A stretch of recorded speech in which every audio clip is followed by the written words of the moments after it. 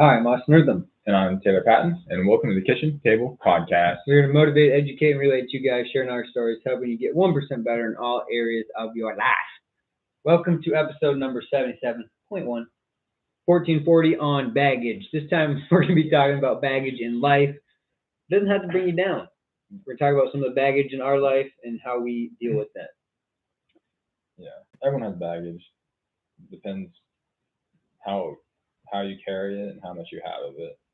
Well, I think it's not maybe how much you have, but how much you perceive it to have. Does that make sense? So I feel like everybody has baggage, but some people don't look at it as baggage. Yeah. And then there's the obvious, like if you have a trauma event, that's going to be baggage. Yeah, but some people. I'm saying how you carry it. Yeah, but I'm saying people can have the same amount. What? I'm saying that, like, not necessarily less or more. That doesn't really matter. No, yeah, that's what I'm saying. I said everyone has baggage. Depends how you carry it. Okay. I didn't take it that way, I guess. But you said varying amounts or something. I did. Okay. Maybe I did. Anyway, it doesn't matter. Baggage in your life.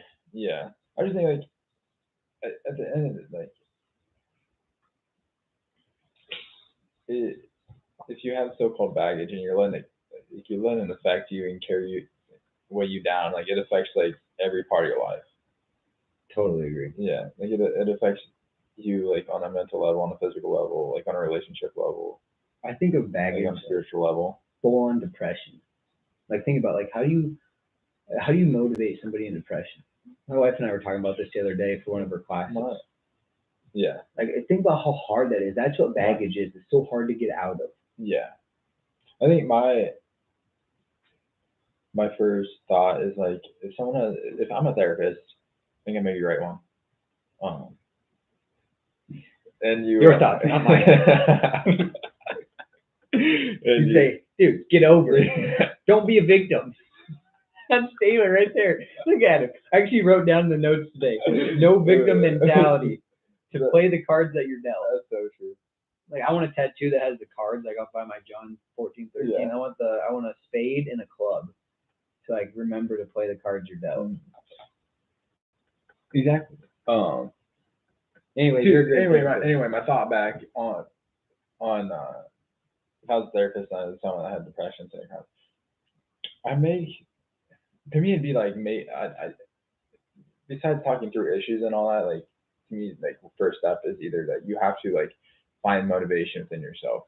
So to find motivation, you have to find small wins, and to find small wins, you have to find a task that you can complete.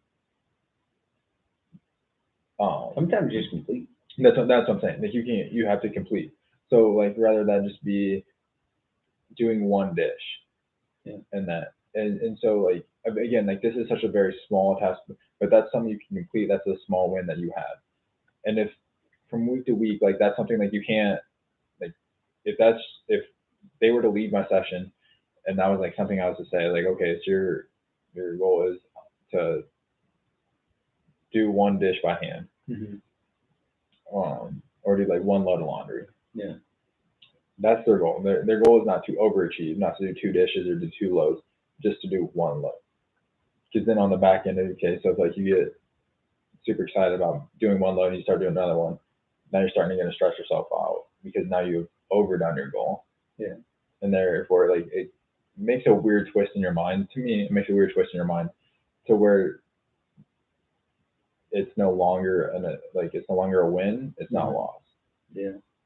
Yeah, I think that sometimes you need to look at it as just being not negative, and then it goes into neutral, and then it goes into like positive. But I also think something that you force somebody to do, even if they don't like it, like what I told my wife is that if somebody is in depression and they don't have any physical ailments, or you can put them in a wheelchair, push them outside to go for a walk for 10 minutes.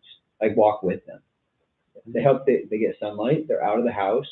Even if they hate it, at least they can hate it by doing something. They're not hating it by sitting in bed or eating or taking pills or whatever it might be. Like it's going to benefit them anyways, you know?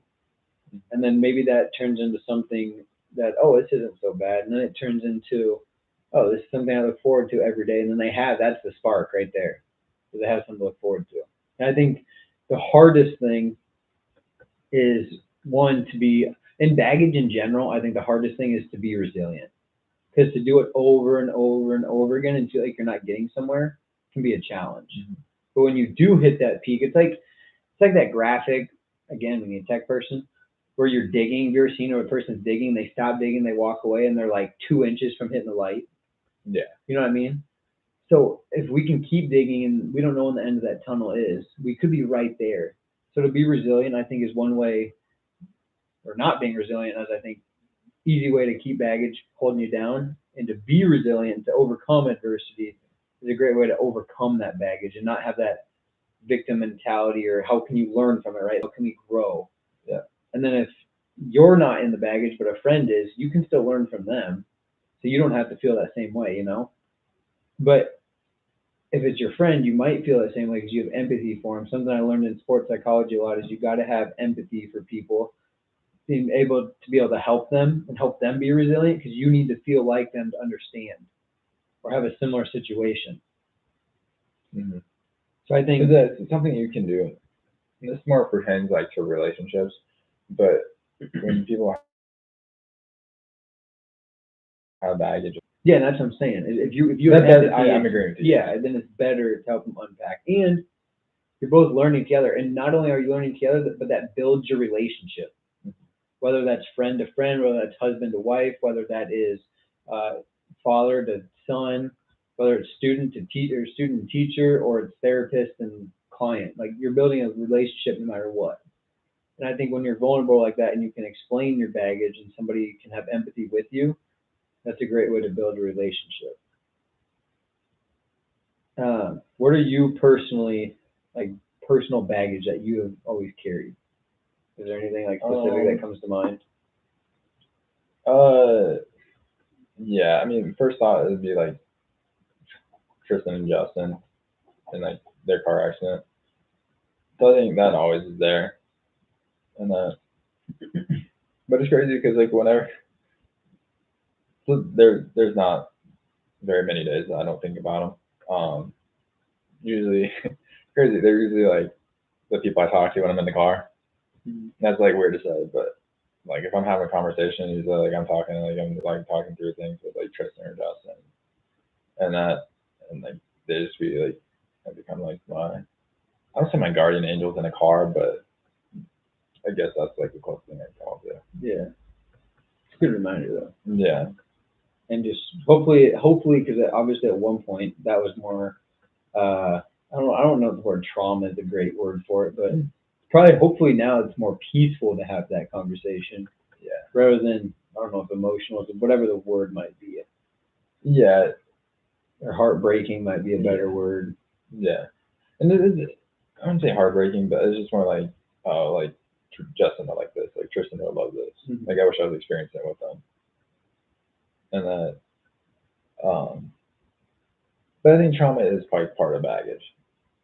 Yeah. I think that your baggage, the more trauma you have, the more baggage you end up having that you don't work through.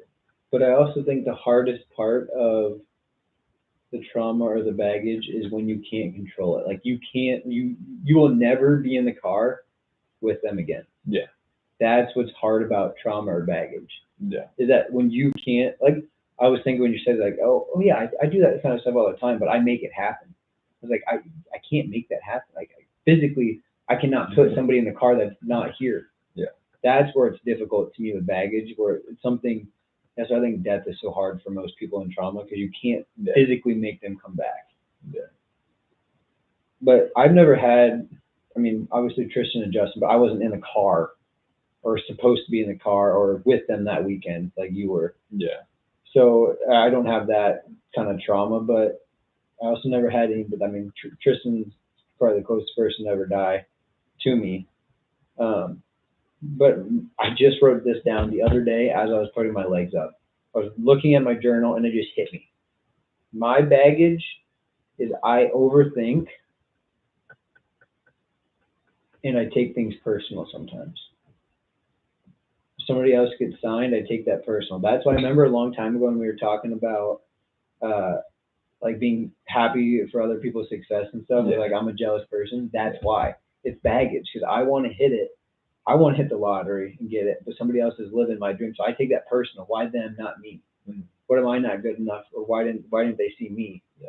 Because I usually think I am good enough. They just didn't see me for some reason. So like, screw them. Or I don't get a job. Oh, screw that school. I'm never working with them again. I hate that school. I just applied for a sports psychology job the other day and they took somebody else. Like, oh, screw that company. I hate them. Or it's okay, why didn't they choose? Like, learn from it, you know? Yeah. So I don't need to take things so personal. Just like, hey, they lost out on me. I might be the greatest sports psychologist ever. Right. I should say mental performance coach because I ain't getting a doctorate, but and it's just like it's not personal, you know. Don't let one bad apple ruin it for you, or they just don't know. And then I also think that people, this isn't necessarily me, but a lot of people might overthink, and when people overthink, sometimes they're too afraid to make an action. When you don't have action, it's really hard to get away from that baggage because you're just doing a constant cycle of think, rethink. Oh, this could happen. Oh, what if I do this? Don't do this, and then nothing ends up happening. So I think action, you have to have action to get out of baggage, whether it's finding some sort of passion or hobby or talking to somebody or doing something. Like the other day, I was looking at rope stuff to buy because I was like, I got to be able to work out better in my garage. And I was like, talked to my wife, bought it, no big deal. Then I was looking at my website. I got to purchase a domain. I was like, I don't know if I should do this. I didn't do it. I was like, if this is rogue stuff, I would have bought it 3 times already. So some of it is overthinking doesn't get you anywhere.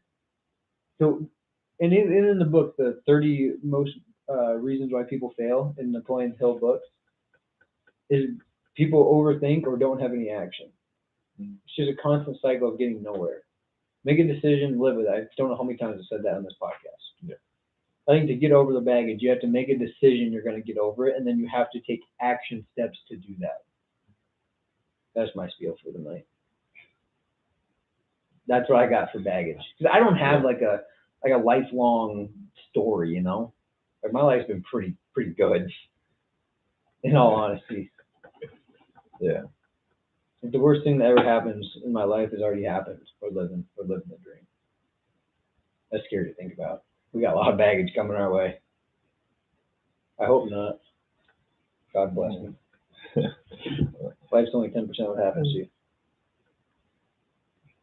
I'd say like, I don't know about, this is, a very interesting thing, but like to me, like something like I kind of like carry or like hold is like my parents divorced. Yeah. I think that's a common one. Yeah. Probably more common now than it used to be. And it's weird because it's like, at the end of the day, like it didn't affect me personally, but how like everything went down and how like my parents handled it, especially like my mom. That's what, I don't know. I guess that's what like would be the baggage. Mm-hmm. But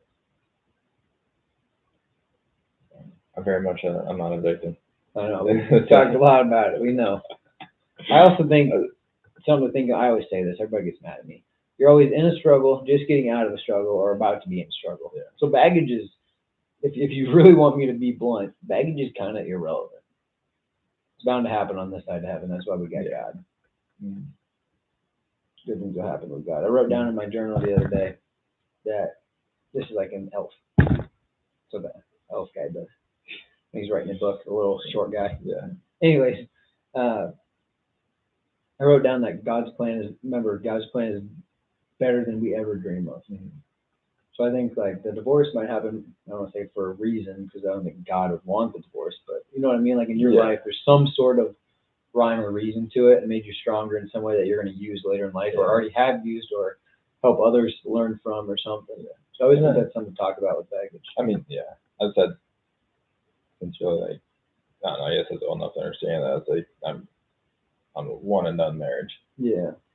And, I mean, that's kind of like what my dad did. Like, my dad got married once and he got divorced. But he didn't like marry after. Yeah. But anyways, I have no intention of ever getting divorced.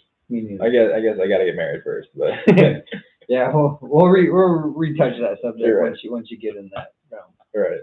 Maybe next week. Maybe when I'm on top of on Everest. Yeah, we'll catch you guys on that one, okay? All right. See you guys next week. Love it. Bye.